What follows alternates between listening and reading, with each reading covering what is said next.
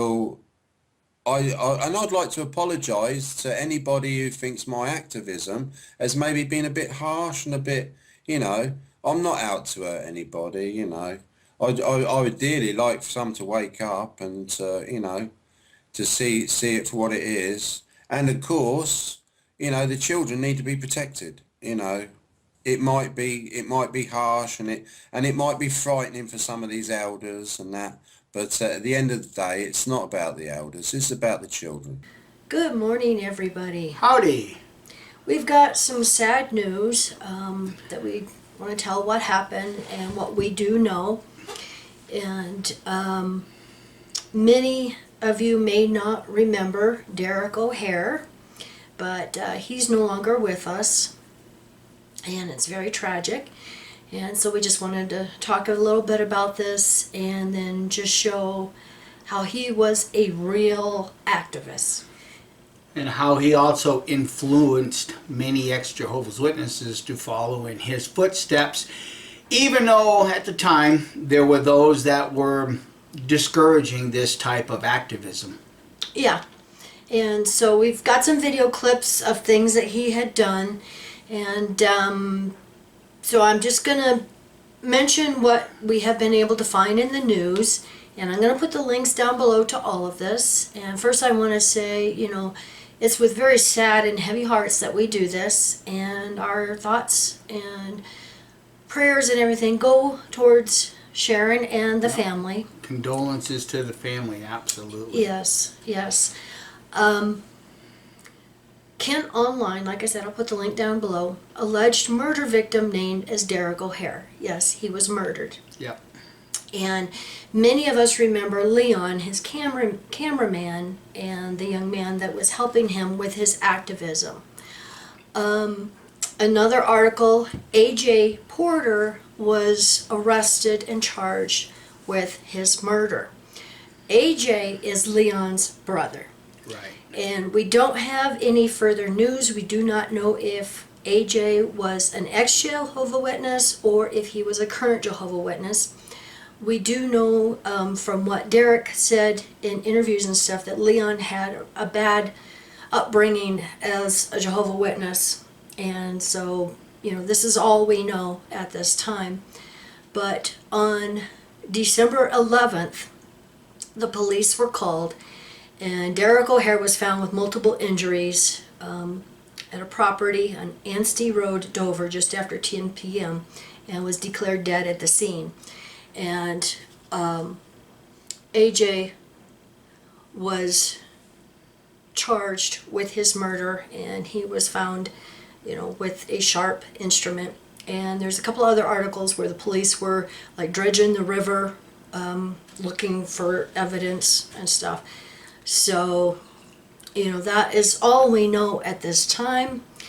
And before we play the clips, I just want to mention that back then, the elders and the Jehovah's Witnesses got so upset at Derek, just in their face and telling them the problem they had in that area, that they actually got harassment charges filed against him. And he actually went to jail. Yeah. But he also, with his activism, he definitely established new boundaries in how activism can be done.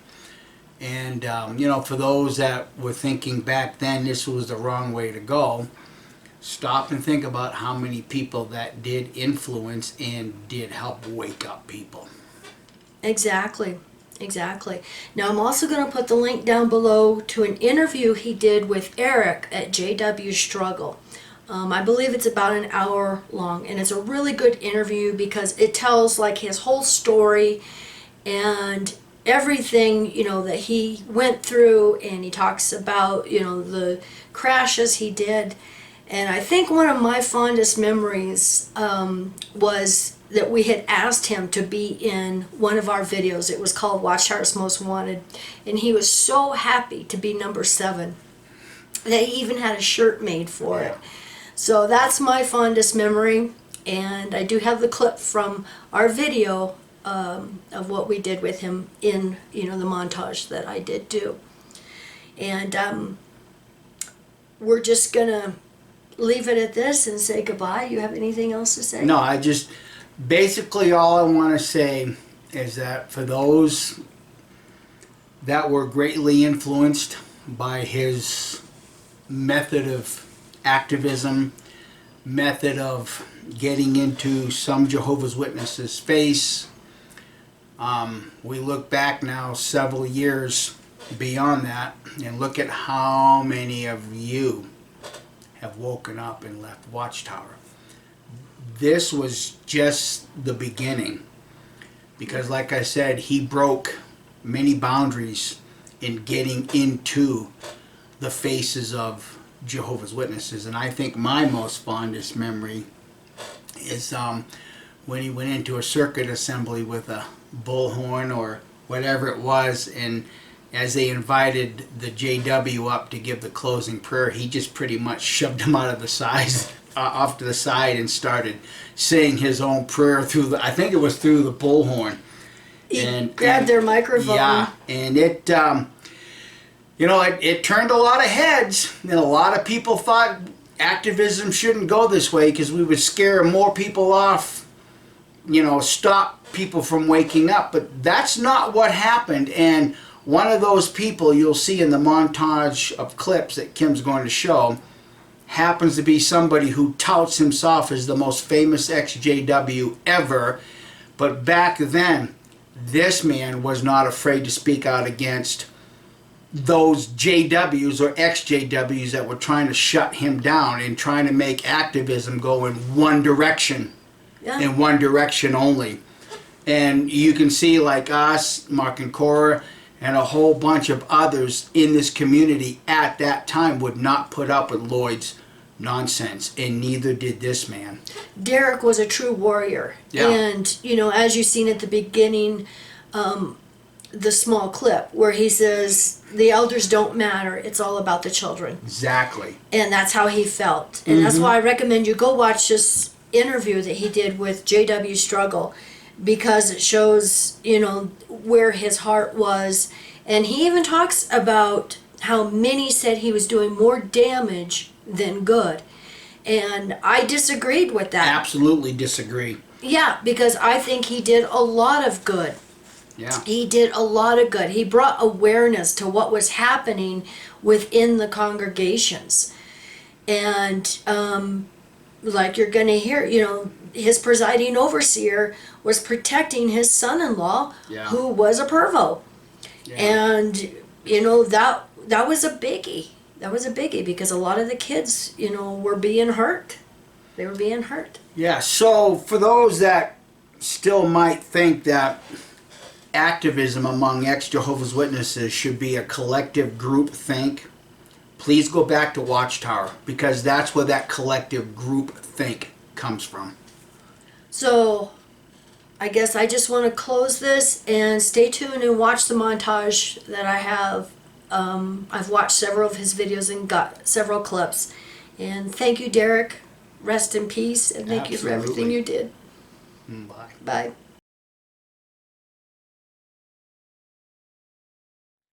Hello there, and welcome to The Struggle. We are talking with an activist, someone that has been in the fray, has been in the struggle now for some time, Mr. Derek OHare. Thank you for joining us.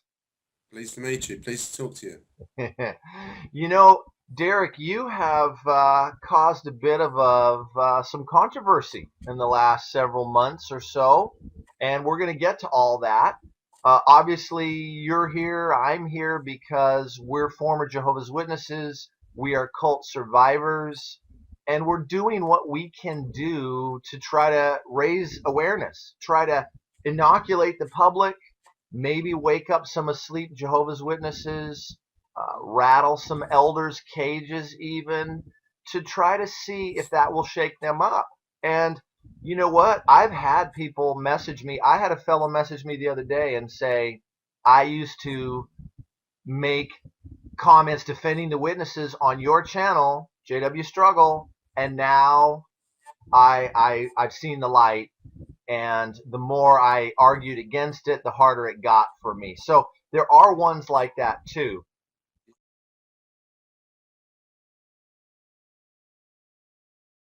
When a little kiddie comes to you crying that they've been molested by a Jehovah's Witness, we ask that you please phone the police. Please do not hide it all. The two-witness rule is wrong. The two-witness rule is wicked. Jehovah's Witnesses must stop covering up child molesting. See, they smashed it all. This one and this one here was here. They've smashed it and creased it all up. See all the bad creases? This one's really out of shape. Well, that's what they do. Derek, I think there's probably a lot of people that are interested in knowing more about you. Maybe all they've seen is you on a megaphone or you getting arrested or something. And Probably. there's a lot more to you than that. You are a family man. You are a nice guy. You have a backstory. And maybe you could share with us, you made it pretty far with the Witnesses, right? You were a ministerial servant, you were a pioneer, and then kind of what happened from there? I made a ministerial servant. I was made a ministerial servant, remarried, had another 2 children, started hearing whispers of things going wrong, paedophiles coming into the congregation, being allowed on congregation bus, like journeys to conventions without people knowing. And it was all very disturbing. And then gradually more and more came out about paedophiles to an extent that I started kicking up about it. And the fella was related to the presiding overseer. So he was getting away with it. He'd molested one girl. He'd molested a second girl. I told this fella how I felt about it. He was always Humpty Dumpty with me. There was always this, thing, because I knew what he was done. I knew he was getting away with it. And it all came to an end one day in the Kingdom Hall when I answered up at a watchtower and he jumped up and grabbed the mics and tried to and attack me, in front of all these people. Oh, right. So during a meeting, he tried to pick a fight with you. During the watchtower study, and all the elders went to his defence, saying that it wasn't his fault. It was my comment. He hadn't done it. They were prepared to go to court with him to say that he had done nothing wrong and it was all my fault. When I reported it to the police, then they quickly wanted to disfellowship me. By that time, I'm recording it. I'm recording it. I've got myself a pen, got some of it on, film. As I said, let's assume that he's guilty. It's not your place to try and bring this to the fore. If you were to go to the police and say that he molested a 14-year-old girl, they'll ask you, where did you get the information from? It's hearsay. Leave it alone. It's nothing to do with you. And that's exactly where we're coming from. Yeah. He feels it's given him another, if you like, bullet in his gun that he can fire. You have to take it further, champion a cause that's nothing to do with him. He's no threat. Now, this guy is a threat. Can I leave you taking part in the public awareness campaign? It's a public awareness campaign about something you might not know about, but it's a lot of child abuse going on, and yeah, unfortunately. If I didn't tax my car, I'd be disfellowshipped. Listen, the policies are that paedophiles come in and they have a secret book for the elders to follow protocol. Because it's a sin and not a crime, they don't tell you because it would be detrimental. We're the most open organisation on earth. No, they don't want it to be public knowledge. Would you mind saying that again for the camera? We're the most open organisation on earth. But you won't read this. Why? You're not allowed to. It's apostate propaganda. You're not allowed to. Society say you're not allowed to look at the other side. You're not allowed to. Because if you do, the elders will tell you off. The elders will tell you off if you read this. What does that look like? And he's looking there. Tell me, The Wizard of Oz? Looks terrible, don't it? We're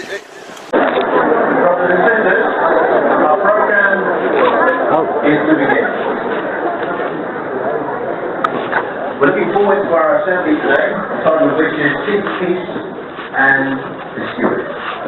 So in order to get our day underway, we're going to stand and sing Braille, song number 76, the title of which is Jehovah God of Peace.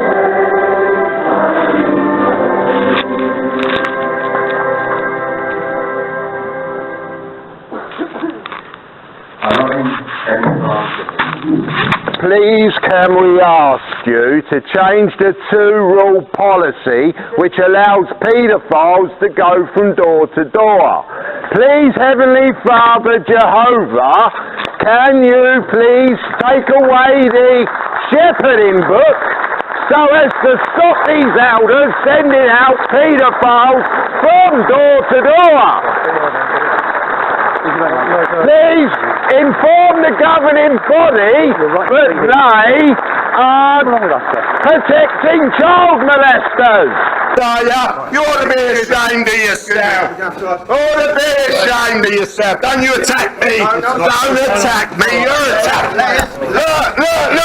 Look what they're up to. I want to get out of here. Let me out. I'll go out the way I came. Let's stop covering up all this child molesting. Change the two-witness rule. We're trying to protect the children of Jehovah's Witnesses. Poor little children are being raped at Bethel. Bethelites are being raped by factory overseers. Excuse me. Brother Lick comes it all up. I'm not a Jehovah's Witness. They're all what you call not a Jehovah's Witness, mate. No, I'm not. Stop. You're imitating Jesus. I'm not a witness. I'm imitating Jesus. You can help him, man. We'll get a police. Go and get a police. I've been attacked. Get a police. You don't try to police when a little kitty gets attacked, do you? Down to viewing John Cedars' video on activism, and so we'd like to make a short reply. And I'd appreciate you stop spreading rumours and telling lies about me. You're acting just like the Watchtower Bible and Tract Society, John. Listen, I've never said anything, whatchamacallit, to you or about you, so please leave me alone and keep your opinions about my activism to yourself. Thank you. You're incarcerated for a couple of months. It sounds like they kind of delayed it and drug it out. Finally, when you have your day in court and there's elders are all supposed to testify against you, what happened? Well, it is fascinating because the elders were saying one thing and the YouTube videos showed another. They were all showed up as being fun, not telling the truth. All of them. We sat there in a box with a glass box. The elders, who were too scared to be face to face, they had to have television screens. They insisted on that, and one of them said that Leon had banged and swore on someone's car. He banged on the front of the car and he'd swore. And once we showed the YouTube evidence, he hadn't done nothing of the sort. And they said that my sign said all Jehovah's Witnesses are paedophiles. And when they got all my signs into the court and went through them, it doesn't say that. Out of 18 charges, 16 were thrown out of court, just my personal ones. No case to answer. There was policemen, there must have been close to 18 policemen who were brought in as witnesses against me for the case against me. We accepted all the police evidence and they were sent home. And after all of it, it was all thrown out. I was convicted of 2. It was where I went to a stand, picked up some magazines. A big brother ran over to me and told me to take my filthy hands off them. And I stood up to him, told him if he fancied his chances, come on. And that calmed him down, and he went back to being sheepish, you know. But I got done for that. They considered that to be threatening. So the courtroom, they couldn't agree on the testimony. They threw out, sounds like 95% of it. And ultimately, you just what? You got released for time served? You got a fine? You're on probation or something?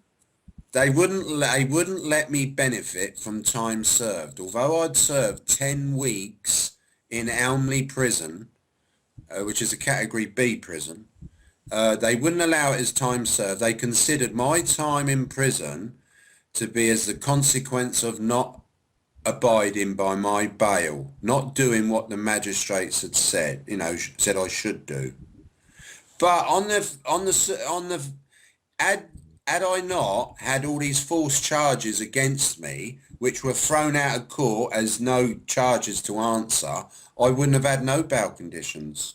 These bail conditions were put on me by means of all these false allegations, which have been proven to be false in court. Right. Before we go, I would like to give props to someone that has been a big supporter of yours as well, and that is your lovely wife. Oh yeah, she's been a real support for me. And it sounds like she's been a patient woman. She's been a patient woman with her husband, who's off tilting at windmills a little bit and fighting giants while he's carrying his big long lance. And having to do without me for 10 weeks whilst I was in prison. Then I was in exile for a month at my sister's in Cambridgeshire. My wife's ever so shy. She doesn't want. And that's okay. She doesn't have to be. She can be the. She can be. She's a wonderful woman, yeah. and she's been a wonderful sport. I'd like to apologise to anybody who thinks my activism has maybe been a bit harsh and a bit, you know. I'm not out to hurt anybody, you know.